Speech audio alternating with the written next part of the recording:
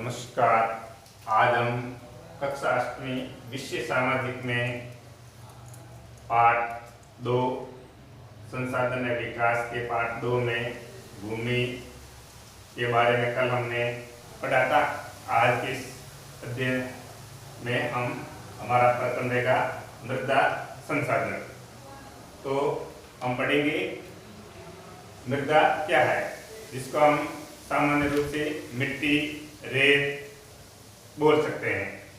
वैसे विभिन्न स्थानों पर अलग अलग तरह की मिट्टी पाई जाती हैं। कहीं बालू, दोमट, काली, सफेद, अन्य प्रकार की पाई जाती हैं। और तो मृदा क्या है, मृदा किसे कहते हैं और वो कैसे बनती है। मृदा पृथ्वी के पृष्ठ पर दानेदार कणों के आवरण की पतली परत मृदा कहलाती है। यानी हमारे ये जो भू है, धरा है, इसके ऊपर ऊपरी भाग पर जो छोटे छोटे और दानेदार कण होते हैं और वो उसकी पहली परत के आवरण को मृदा कहलाती है। अब मिट्टी का निर्माण कैसे होता है, तो हम जानते हैं मिट्टी का निर्माण एक परत यानी ऊपरी भाग को मिट्टी बनने में केवल 1 सेंटीमीटर मिट्टी बनने के लिए सैकड़ों वर्ष लग सकते हैं। अब मिट्टी का निर्माण में सबसे ज्यादा मुख्य कारक है तो समय। तो समय के साथ मिट्टी का निर्माण होता है धीरे धीरे, और कई प्रकार की वस्तुएं सड़ती है, गलती है और वो धीरे धीरे सैकड़ों सालों में मिट्टी में बदल जाती है। और जलवायु, वातावरण के अनुसार और वहां के वनस्पति और जीव भी धीरे धीरे, सारे पेड़ पौधे हैं और जो अपनी अवधि पार हो जाते हैं उसके बाद में सारे मिट्टी में बदल जाते हैं। और जीव भी, मनुष्य भी या पशु पक्षी जितने जो भी हैं वो धीरे धीरे अपनी अवधि उम्र पार करके एक दिन मिट्टी के निर्माण में सहयोग करते हैं। अब मिट्टी के निर्माण में के ये कारक थे समय, जलवायु, वनस्पति और जीव। यह भूमि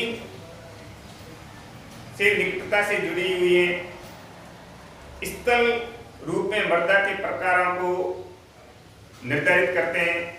मृदा का निर्माण चट्टानों से प्राप्त खनिजों और जैव पदार्थों तथा भूमि पर पाई जाने वाली खनिजों से होता है। यह एक अपक्षय की प्रक्रिया है। यानी अपक्षय क्या है, वह प्रक्रिया जिसके द्वारा पृथ्वी की सतह पर मौजूद चट्टानों में टूट फूट को अपक्षय कहते हैं। यानी पृथ्वी पर जो मौजूद चट्टानें हैं उसके अंदर टूट फूट होना धीरे धीरे समय के साथ, और तेज बारिश, तेज तापमान, इसके साथ साथ सर्दी गर्मी से चट्टानों में टूट फूट हो जाती हैं और उसे अपक्षय कहते हैं। मृदा अपरदन। मृदा अपरदन क्या है, मिट्टी के आवरण को हटाना या स्थानांतरित होना मृदा अपरदन कहलाता है। जो मिट्टी की ऊपरी परत है उसको हटाना या हवा के माध्यम से एक स्थान से दूसरे स्थान पर जाना मृदा अपरदन कहलाता है। अधिकतर यह मृदा अपरदन कब होता है, तो मृदा अपरदन के मुख्य कारक है जलवायु। जलवायु वहां के वातावरण के अनुसार सर्दी गर्मी के अंदर लू चलती है और तेज आंधियां चलती है, और उसके आंधियों के कारण बड़े बड़े रेतीले टीले धोरे होते हैं, वो एक स्थान से दूसरे स्थान चले जाते हैं। धरातलीय ढाल, जहां ढालान ज्यादा होती है वहां से अपरदन ज्यादा होता है। वनस्पति का न होना, यह भी जब यदि पेड़ पौधे होते हैं तो अपरदन को रोक सकते हैं, इसलिए सबसे ज्यादा। और मृदा का स्वयं कारक, जहां पर मिट्टी बालू के रूप में होती है, कणों के रूप में होती हैं, वो स्वयं हवा के साथ स्थान से एक स्थान दूसरे स्थान चली जाती हैं। अत्यधिक पशु शासन करने से यानी पशु उस एक ही जमीन पर बार बार सराहने के माध्यम से भी अपरदन होता है। और मानवीय क्रिया, मनुष्य स्वयं मृदा का अपरदन कर सकता है, वो जुताई के कई तरीकों के माध्यम से, और इस प्रकार मृदा का अपरदन हो रहा है। यदि वर्तमान में इस प्रकार का अपरदन होगा तो हमारी जो उपजाऊ फसल है, ये तो भूमि है, वो हम लोगों के लिए एक न एक दिन घातक सिद्ध हो सकती है। इसलिए इस अपरदन को रोकने के लिए हम कई तरीकों से अपरदन का बचाव कर सकते हैं। पहला, हमको अधिक से अधिक पेड़ पौधे और पंक्तिबंद लगाने चाहिए। विभिन्न प्रकार की घासों का उपयोग करना चाहिए, सेवन घास है, और इसी के साथ अत्यधिक पशु शासन पर हमको रोक लगानी होगी। और जो मानवीय क्रिया गलत तरीके से भूमि का अपरदन करे, उनके ऊपर भी रोक लगानी होगी। उसके बाद में चट्टानें क्या है? चट्टानें किसे कहते हैं? चट्टानें भूपटल के सभी कठोर या मुलायम पदार्थ चट्टानें कहलाते हैं। और चट्टानें 3 प्रकार की होती हैं। पहली है आग्नेय, क्या है? आग्नेय, और औषधि, और तीसरी है कायांतरित।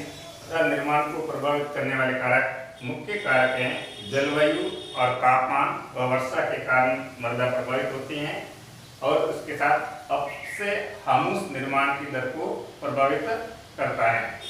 दूसरा है समय मृदा परिस्थितिका, यानी क्षैतिज मृदा स्तरों से क्रम एवं आकृति ऊपरी धरातल से लेकर नीचे स्थित अंतरिक्ष तक भूमि में कटाव आता है। इसलिए मृदा को निर्माण प्रभावित करने का प्रमुख कारक है वनस्पति जात, प्राणी जात, सूक्ष्म जीव, ये भी हमुस निर्माण की दर को प्रभावित करते हैं। और जनक, सेल, रंग व गठन, रासायनिक गुण व धर्म। समुद्रता का मतलब होता है समुद्र तल से और पृथ्वी की सतह के ऊपर होना, और उस अवस्था का मतलब होता है धरातल की ऊंचाई के कारण भी मृदा संरक्षण के उपाय। मृदा का रख रखाव और कटाव नहीं हो, उसके मुख्य उपाय मल्च बनाना, यानी वैदिक फार्म तैयार करने, समोस्त रेत की जुताई करना, रक्षक नेकलाई यानी पंक्तिबंद पौधे लगाना, और चट्टान और बांध बनाना, और बीज की फसल उगाना। जहाँ जहाँ पर ज्यादा अपरदन हो रहा है, ज्यादा कटाव हो रहा है, तो वहां बीच में फसल भी उगा सकते हैं। गर्भ कार्य, मृदा किसे कहते हैं, मृदा अपरदन किसे कहते हैं, और मृदा निर्माण के कारण लिखिए, मृदा संरक्षण के उपाय लिखिए, मृदा निर्माण को प्रभावित करने वाले कारक लिखिए।